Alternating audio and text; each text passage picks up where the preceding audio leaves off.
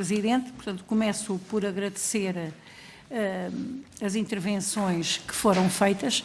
Acho que vieram dar contributos extremamente importantes para a realização deste trabalho e também para as audições que vamos fazer a seguir.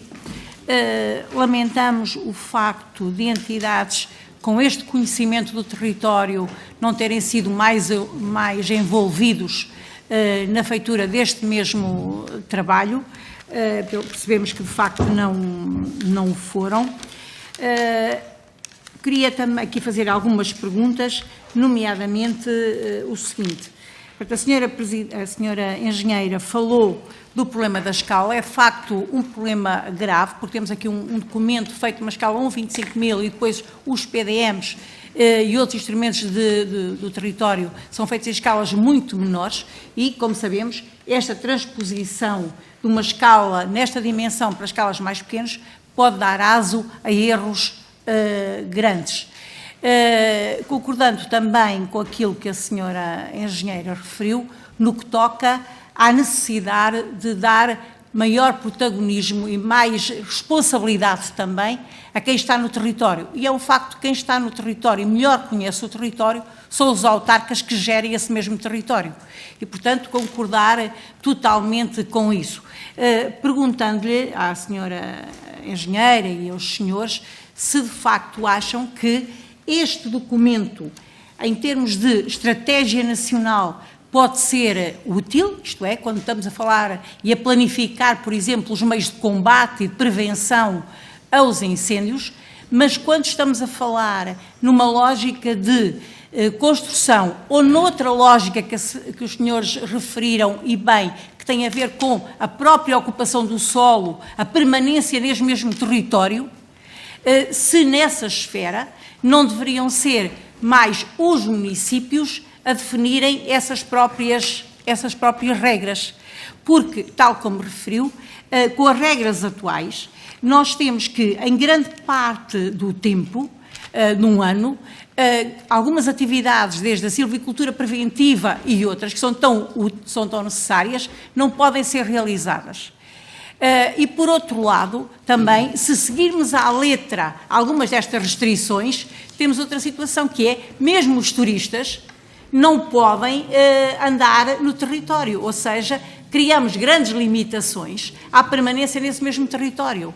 Temos, por exemplo, investimentos extremamente importantes, como, por exemplo, a rede das aldeias de xisto, eu sou do centro, ou a rede das aldeias históricas.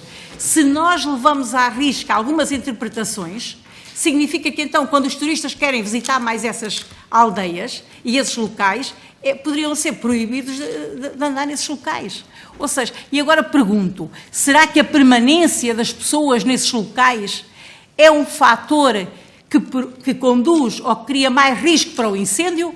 Ou, em contrapartida, se eu tiver mais pessoas no território, mesmo que sejam a caminhar ou a passear ou a estar, eu não tenho mais pessoas a vigiar esse mesmo território? Porque eu acho que cada pessoa que anda no território acaba por ser um vigilante desse mesmo território. Até algumas das questões que gostava de vos colocar, aliás.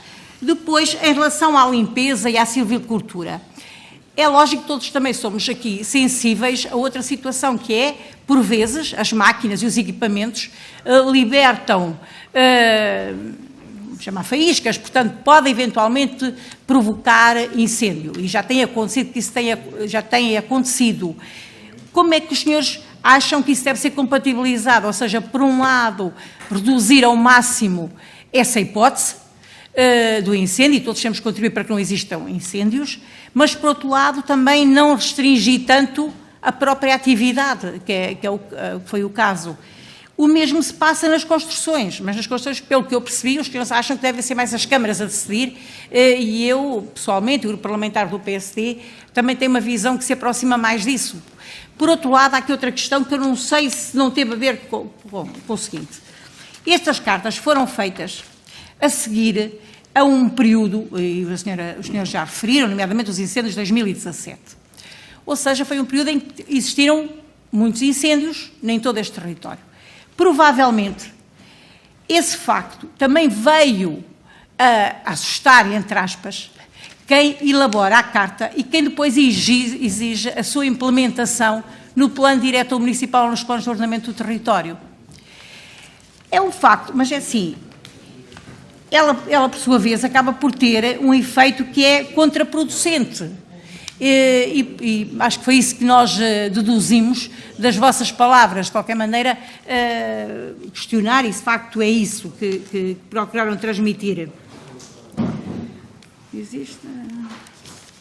Pronto, eu penso que, de uma forma geral, acho que abordei, mas de qualquer maneira, se os senhores acharem que houve alguma questão que não foi abordada ou que queiram explicar melhor, portanto, será para nós um prazer ouvir-vos e ouvir também a vossa posição, porque é assim, nós achamos que devemos ter mais gente no território, nós achamos que devemos criar condições para que as pessoas invistam no território, mas claro que todos nós também achamos e sabemos que o território tem que ser protegido, que a floresta tem que ser protegida e que temos que ter menos risco de incêndio, portanto isso é um facto.